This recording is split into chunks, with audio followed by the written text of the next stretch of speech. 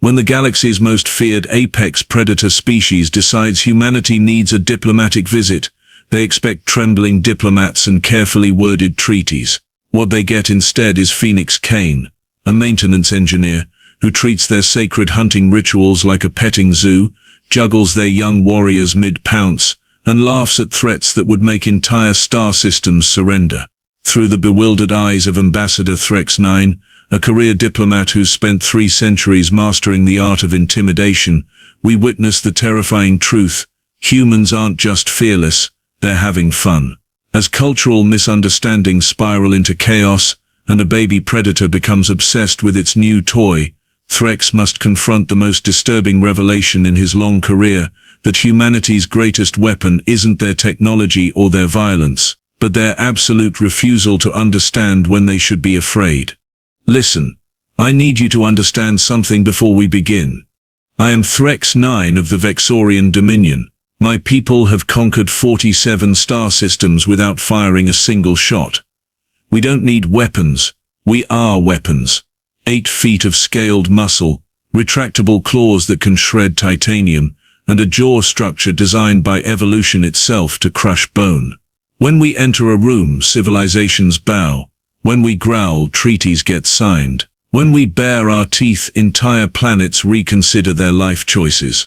So explain to me, by all the cosmic dust in the void, why this human was Allah. The diplomatic mission to Earth had been my idea. 3 centuries of successful negotiations had earned me the right to establish first contact with this bizarre species that had somehow developed faster than light travel using what appeared to be controlled explosions and sheer stubbornness. The reports we'd intercepted were concerning. Humans apparently threw themselves out of aircraft for recreation, kept carnivorous animals as companions, and consumed poison for fun and called it social drinking. But I was confident.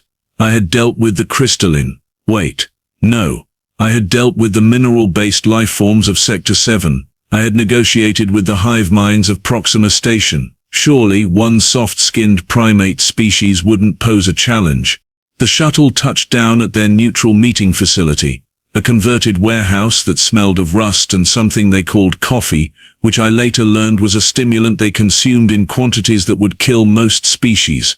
I emerged with my full diplomatic entourage, 3 elite guards, their scales polished to mirror shine, their ceremonial weapons gleaming. We represented the apex of galactic power. The human waiting for us was wearing grease-stained coveralls. "Oh hey, you must be the lizard guys," she called out, waving a wrench. Sorry, I'm almost done fixing the heat exchanger. You folks are cold-blooded, right?" I stared. My guards stared. My linguistic translator struggled with her rapid-fire speech pattern. She extended her hand. Now I knew about this human gesture. The intelligence briefings had covered it extensively. It was called a handshake, a bizarre ritual where humans grabbed each other's appendages and moved them up and down. It was supposed to demonstrate the absence of weapons, which made no sense because humans carried weapons everywhere anyway, and called it the Second Amendment. I reached out slowly, watching her carefully. Her hand was tiny compared to my clawed grip. Fragile, soft. One squeeze could crush every bone. She took my hand without hesitation, pumped it twice, and released it with absolutely zero indication that she'd just grabbed onto a being that could tear her apart. "So," she clapped her hands together. "Want a tour while we wait? I can show you around, get you guys comfortable. Anyone want coffee? No? Water? Okay, cool. Follow me." She turned and walked away. Just like that. Turned her back on us. My head guard, Crix 4, leaned close. "Ambassador, this is highly irregular. She shows no deference. No fear. Is this a challenge?" "Unclear," I muttered. "Proceed with caution." We followed Phoenix Kane through the facility. She chatted the entire time, pointing out various features of the building, explaining human construction techniques with an enthusiasm that suggested she found ceiling supports genuinely fascinating. She spoke quickly, gestured constantly, and seemed utterly unbothered by the 3 armed Vexorian warriors stalking behind her. "Oh, and through here is the break room." She pushed open a door. We've got snacks if you want anything. Fair warning though, Jerry keeps putting his lunch in the fridge and someone keeps eating it, so there's been drama. We do not require sustenance, I said stiffly. Suit yourself. She grabbed something called a granola bar from a cabinet, ripped it open with her teeth, and kept walking. That's when we heard it. A high-pitched sound, something between a chirp and a growl. It came from one of the corridors branching off the main hall. My guards immediately shifted into combat stance. I felt my own predatory instinct surge. That sound meant one thing. Young, vulnerable prey making noise. Phoenix tilted her head. Oh, that's probably mischief. Mischief, I repeated slowly. Yeah, someone's emotional support animal, legally allowed in the workplace. She shrugged. Bit weird if you ask me, but who am I to judge? My cousin has an emotional support snake. The sound came again, closer. Then, from around the corner, it appeared. A Vexorian cub. I froze. Completely, utterly froze. Because sprinting toward us at full speed, claws extended, hunting instincts clearly engaged, was a juvenile of my own species, 4 months old, maybe 5, still in the spotted phase. And it was locked onto Phoenix Kane like she was the most exciting prey item it had ever seen. It is attacking, Crix 4 roared. Protect the human. But Phoenix had already seen it, and instead of screaming, instead of running, instead of showing even the slightest bit of survival instinct, she laughed, a bright, delighted sound. The cub leaped, and Phoenix caught it. Mid-air. Snatched it right out of its pounce trajectory like someone catching a ball. The cub squirmed in her grip, all fury and tiny claws making the aggressive clicking sound our young make when they're excited. Phoenix spun around holding the cub at arm's length, grinning like a maniac. Look at you go. What a good hunter. Yes you are, yes you are. She was using what humans call baby talk to a Vexorian predator cub, while it tried to bite her face. That is extremely dangerous, I shouted. Release it immediately. It will tear your throat. What? No, she won't. Phoenix adjusted her grip, tucking the cub against her chest. It immediately started purring. Purring. A sound our young make only when they feel completely safe. She's just playing. Aren't you, sweetheart? Aren't you just playing?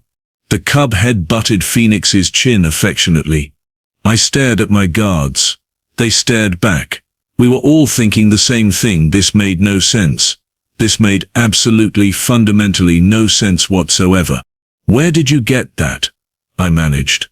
Oh, she belongs to one of the xenobiology team members. They're studying your species. Phoenix scratched behind the cub's ear ridges. The cub's eyes half closed in bliss. Apparently you guys are up for establishing contact, so we've been doing research. This little one was rescued from some kind of situation. I don't know all the details. But isn't she precious? The precious creature in question chose that moment to make another leap attempt at Phoenix's face. Phoenix just laughed again and dodged, spinning around like they were dancing.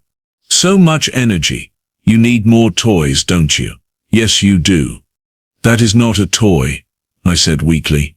That is an apex predator in training.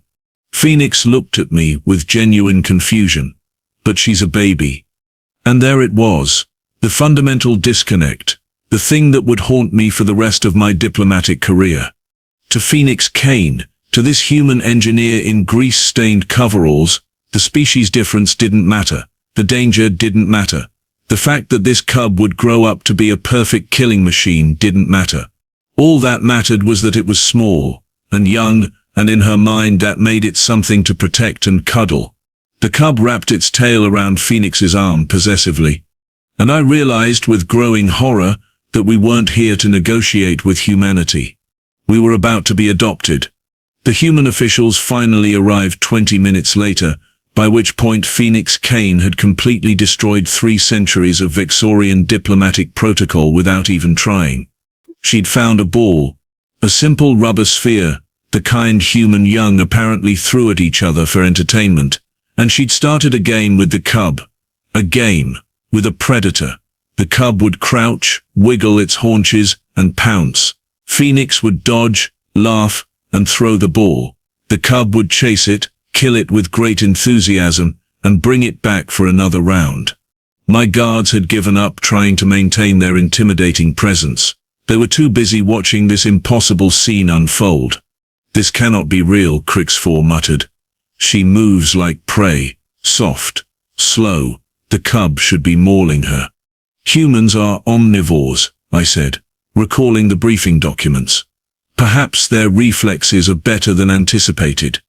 Then Phoenix tripped over her own feet, fell backwards, and the cub landed directly on her chest. Okay, you win, you got me." She was laughing so hard she could barely breathe. The cub, recognizing victory, started the grooming behavior our young do with their parents, licking her face with a tongue designed to strip meat from bones. "That is disgusting," Crix4 observed. "That is terrifying," I corrected. The door burst open. 3 humans in actual diplomatic attire rushed in, followed by a 4th wearing a lab coat and carrying what appeared to be treats. "Phoenix, oh my God, we told you not to let Ripley out of the observation room." The scientist, a woman with her hair pulled back severely, looked horrified. "She was lonely," Phoenix protested, still lying on the floor with a purring predator on her chest. "And she needed exercise. Look how happy she is." "That happy predator could disembowel you. But she won't, because we're friends. Right, Ripley?" Phoenix booped the cub's nose. The cub sneezed. I watched this scientist, this human who supposedly studed my species, approach cautiously with treats extended. Ripley ignored her completely, too busy trying to chew on Phoenix's hair. "Okay, new assessment," I said quietly to Crix4. "Humans are insane." "Agreed, Ambassador."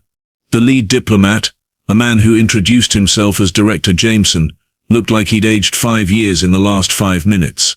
"Ambassador Threx 9, I cannot apologize enough for this catastrophic breach of protocol. Miss Kane was only supposed to fix the temperature controls, not intercept you, and certainly not play with the study specimen, and I assure you this does not represent Earth's official diplomatic stance." "What is your official stance?" I asked carefully, because honestly, at this point, I had no idea what to expect from these creatures. "Mutual cooperation, technological exchange, peaceful coexistence between our species," Jameson said smoothly. "Professional, rehearsed.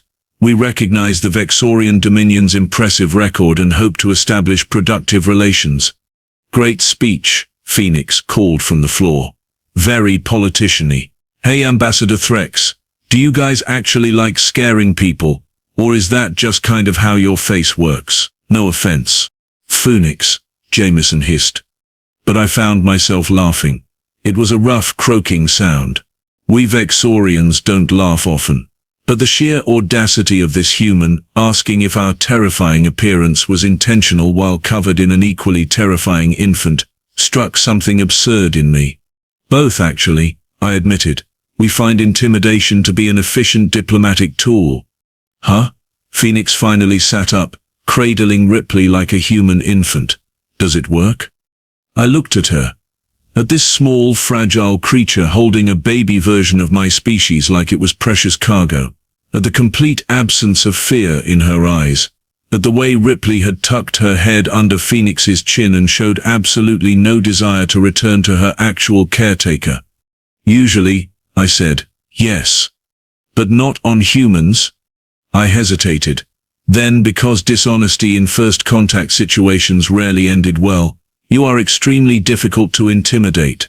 "Oh, we get scared," Phoenix assured me, standing up. Ripley clung to her like a particularly scaly backpack.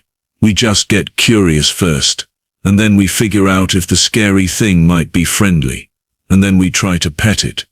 "You try to pet everything?" Crix4 demanded. "Pretty much, yeah. Dogs, cats, bears if we're feeling brave and stupid, aliens if they show up." She grinned.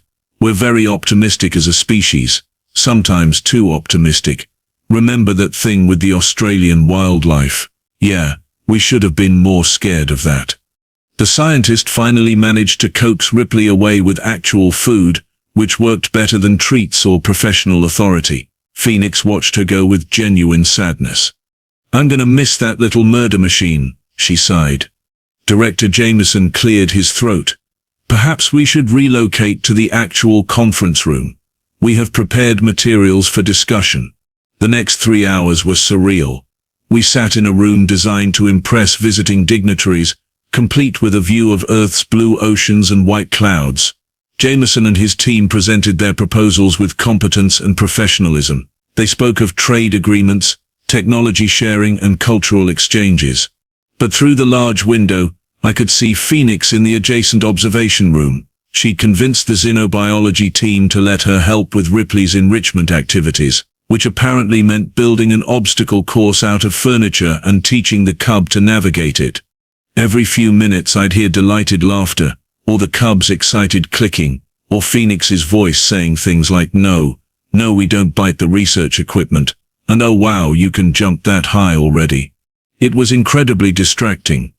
"Ambassador Threx," Jameson prompted, "your thoughts on the mineral rights discussion?" "I apologize," I said, tearing my attention back to the table.